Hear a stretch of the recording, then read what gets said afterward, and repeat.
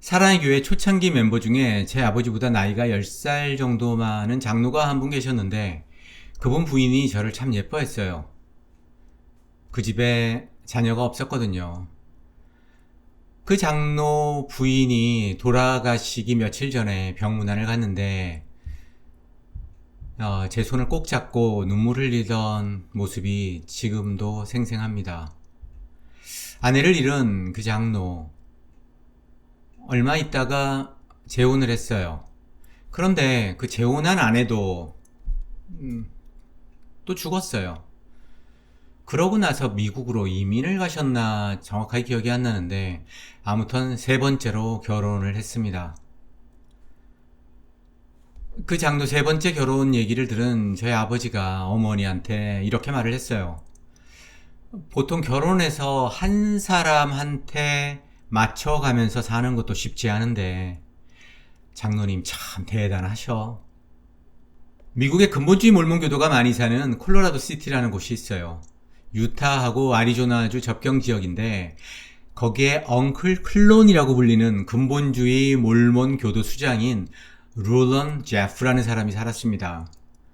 1909년에 태어나서 2002년에 죽었으니까 94까지 장수했어요.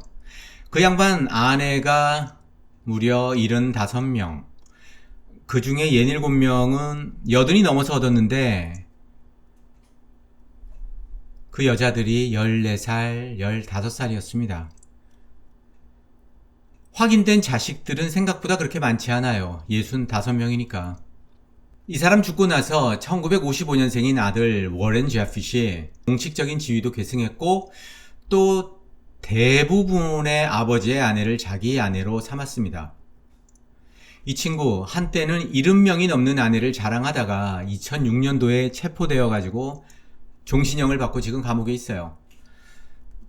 미성년자 강간을 비롯해서 죄목이 한두 가지가 아닙니다. 그럼 당연히 궁금하죠. 그럼 아버지 룰런 제프는 왜 감옥에 가지 않았을까? 콜로라도 시티라는 이 동네가 유명해지기 전에 죽었거든요. 2003년에 천국의 깃발 아래 Under the Banner of Heaven이라는 책이 미국에서 나왔습니다. 거기에 아주 자세하게 이 동네 얘기가 나와요. 일부 다처제가 불법이다 보니까 그냥 조강지처 한 명 빼고 나머지는 다 미혼모로 신고가 되어 있어요. 직업도 없이 자식만 데리고 사는 미혼모, 가난하니까 나라로부터 보조금을 받습니다. 미국이란 나라가 세금을 다 내는 중산층이 살기 힘들어서 그렇지 아주 부자거나 아주 가난하면은 괜찮거든요. 그 사람들한테 가는 보조금이 1년에 수백억이 넘었던 거예요. 그 동네에 일부 다처제로 사는 몰몬교도가 거의 대부분이었으니까요. 이 사실을 알게 된 국민들 완전히 발칵 뒤집혔죠. 내가 죽어라고 낸 세금이 저 미친놈들 아내들 먹여 살리는 데 들어간다고? 그날 이후로 FBI가 콜로라도 시티에 사는 근본주의 몰몬교도들을 이잡듯이 잡기 시작했습니다. 자, 오늘은 간단하게 몰몬교 얘기를 좀 하죠. 몰몬교는 크게 두 부류로 나눕니다. 주류 몰몬교하고 근본주의 몰몬교. 이 둘을 가르는 기준, 달리 말해서 핵심 교리가 뭐냐? 일부 다처제입니다. 몰몬교의 대부분을 차지하는 주류는 일부 일처제를 지켜요. 그런데 근본주의자 몰몬교도는 일부 다처제를 고집합니다. 왜 그럴까요? 아니, 누가 맞는 걸까요? 몰몬교 경전 중에 하나인 교리와 성약, 거기를 보면 132장에 이런 내용이 나옵니다. 제가 좀 읽어볼게요.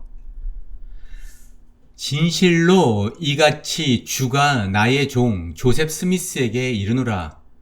많은 처와 첩을 두는 원리와 교리에 관련하여 내가 나의 종들 곧 아브라함, 이삭 그리고 야곱 또한 나의 종 모세와 다윗 그리고 솔로몬을 의롭다 한 이유에 관해서 네가 알고 또 이해하려고 내게 물었으므로 내가 답을 주노라.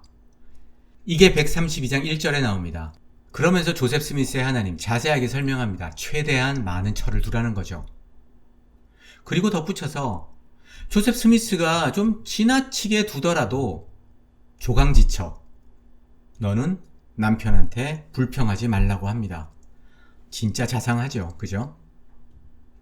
조셉 스미스는 공개적으로 여러 곳에서 남자가 천국에 가려면 최소한 아내를 3명 이상은 둬야 한다고 얘기했죠. 자, 상황이 이렇다 보니까 생각해 보세요. 하나님이 변하지 않는데 그 명령이 변할 리 없잖아요. 일부 다처제가 맞는 거죠. 그런데 이게 몰몬교에서는 보통 골치 아픈 문제가 아닙니다. 경전이 아무리 그렇다고 해도 그렇게 살 수가 없는 거예요. 왜 그럴까요? 불법이거든요. 그렇다 보니 대다수의 몰몬교 신자는 적당하게 합리화하면서 세상 법에 맞춰서 살아갑니다. 그런데 그거를 견디지 못하는 사람들이 있어요. 근본주의자들이죠. 어떤 거는 하나님의 법이 맞고 어떤 거는 아니고 어떤 거는 지켜야 되는데 어떤 거는 시간이 지남에 따라서 상황에 따라서 안 지켜도 되는 게 인지부조화를 일으키는 거예요. 하나님이 변하지 않는 한 일부 다처제가 변할 리 없다라고 주장하는 근본주의자들이 생기기 마련입니다. 그래서 그 사람들이 모여서 사는 곳이 콜로라도 시티였어요. 물론 그 외에 여러 곳이 다른 곳이 있어요. 이 두 집단의 갈등이 폭발한 사건이 1984년에 일어납니다. 레퍼티 패밀리라고요. 유타에서는 나름 몰몬교의 케네디가라고 불리는 유명한 가문이 있었습니다. 그 집에 아들이 6이 있었는데 막내 앨런이 앵커 출신의 아주 똑똑한 여자 브렌다와 결혼을 했어요. 그리고 딸도 하나 낳습니다. 에리카라고요. 그런데 얼마 지나지 않아서 이 집안에 문제가 생기기 시작했어요. 장남 로날드하고 둘째 데니얼, 이 2명이 근본주의 몰몬교에 빠진 겁니다. 그러면서 일부 다처제를 주장하기 시작했어요. 워낙 장남의 권위가 중요한 어떤 몰몬교의 풍토이다 보니까 형제들이 다 따라가는데 앨런도 처음에 따라갔죠. 막내도. 그런데 부인이 그거를 받아들이지 못하는 거예요. 브렌다가 대놓고 반대를 하고 그러면서 다른 형제들의 부인들도 설득하기 시작했습니다. 형제들 입장에서는 받아들일 수가 없었죠. 몰몬교에서는 아내가 남편의 말을 거역하는 것을 간음이라고 불러요. fornication이라고 합니다. 그리고 그 간음죄를 씻는 길은 피의 제사, 죽는 길밖에 없어요. 혼자만 죽는 게 아니라 그 여자가 낳은 아이들까지 같이 죽어야 합니다. 그러면 비록 이 땅에서의 생명은 잃지만 천국에는 들어간다는 거예요.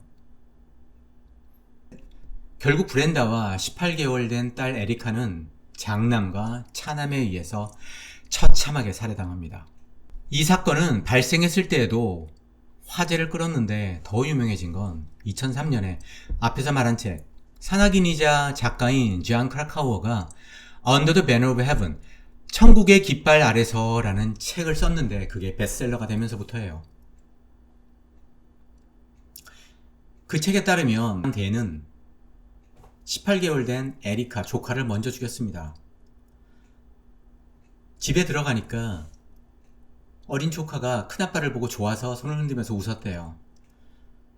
그러자 댄이 애를 앞에 놓고 머리를 쓰다듬으면서 이랬대네요. 에리카, 넌 이제 곧 죽을 거야. 하지만 걱정하지 마. 다음에 천국에서 만나면 내가 왜 너가 죽어야만 했는지 자세하게 설명해 줄게. 그리고는 칼로 목을 잘라 죽였습니다. 그리고 엄마도 똑같은 방식으로 죽였어요. 며칠 지나지 않아서 이 둘은 바로 체포됐는데 이 정도 1급 살인이면은 미국 어디에서도 사형입니다. 물론 사형 제도를 금지한 주에서는 아니겠지만 이 2명은 당연히 다 사형을 받을 거라고 생각을 했는데 둘째 데니얼이 종신형을 받았어요. 왜? 배심원 중에 여자 한 사람이 둘째 데니얼한테 반해가지고 사형에 반대했기 때문이죠. 배심원 전원이 찬성하지 않으면 사형이 안 된다고 하네요. 그런데 결과는 마찬가지입니다.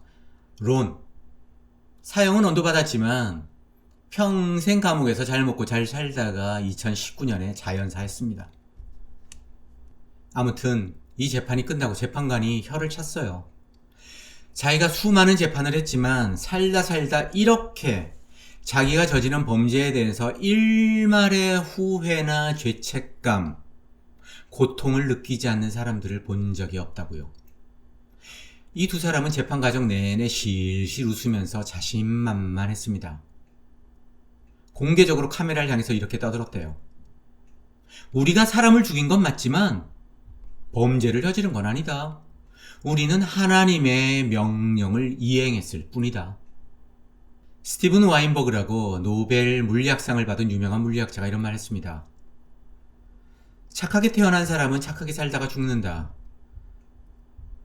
악하게 태어난 사람은 악하게 살다가 죽는다. 그런데 착하게 태어난 사람이 악하게 살려면 종교가 필요하다. 근본주의 몰몬교. 요즘 더 유명해졌어요. 크라카우어 책이 나온 지 이제 20년이 넘었는데 2022년에 디즈니에서 같은 제목의 드라마로 나왔거든요. 살인사건 그 자체하고 등장인물 이름만 똑같다 뿐이지 완전히 다른 얘기입니다. 완전히 창작 드라마예요. 하지만 볼만합니다. 재밌어요. 그래도 진짜로 이 사건의 실체가 궁금한 사람이라면 이 책을 사서 읽기를 권합니다. 비록 우리나라 말로 번역은 안 돼서 아쉽지만 원서로 한번 구해서 읽어보세요. 몰몬교에 관해서, 무엇보다 종교에 관해서, 또 신을 믿는다는 거, 종교를 가진다는 게 무슨 의미인지에 대해서 여러 가지 생각을 할 수 있을 겁니다. 그 드라마를 보면 주인공이 형사예요. 아주 경건한 몰몬교도입니다. 그런데 이 사건을 조사하는 과정에서 신앙이 흔들려요. 그 형사한테 아내를 잃은 앨런이 이런 말을 합니다. 평생 세뇌된 사람이라면 혼자 스스로 생각하는 게 두렵죠. 내 인생에서 신앙이 사라지면, 내 인생에서 교회가 사라지면 뭐가 남을지 두렵죠. 저도 그랬어요, 형사님. 그래서 종교의 역사를 조사하기 시작했어요. 그랬더니 내가 뭐를 알게 된 줄 아세요? 하나님의 계시라는 게 말이죠. 단 한 사람의 예외도 없이 신을 빙자한 자신의 욕망 구현에 불과하더라는 겁니다. 종교 관련해서 두 사람의 어록을 더 첨가하죠. 첫 번째, 철학자 니체입니다. 니체가 이랬죠. 믿음이 좋다는 건 진실이 뭔지 알고 싶지 않다는 소리이다. 조지 버나드 쇼는 또 뭐라고 했죠? 신앙인이 무신론자보다 행복하다고 주장하는 건 술에 취한 사람이 술 취하지 않은 사람보다 행복하다고 말하는 것과 똑같다. 기독교인은 대부분 몰몬교 그러면 그냥 이단이잖아 그러고 신경 안 씁니다. 그죠? 우리랑 완전 다르지요. 걔는 완전 이단인데 이러면서요. 정말 그런가요? 기독교하고 정말로 다른가요? 정도의 차이가 있을 뿐 가스라이팅이 본질이라는 면에서 모든 종교는 다 똑같습니다. 아슬톱. 오늘은 여기까지입니다. 안녕.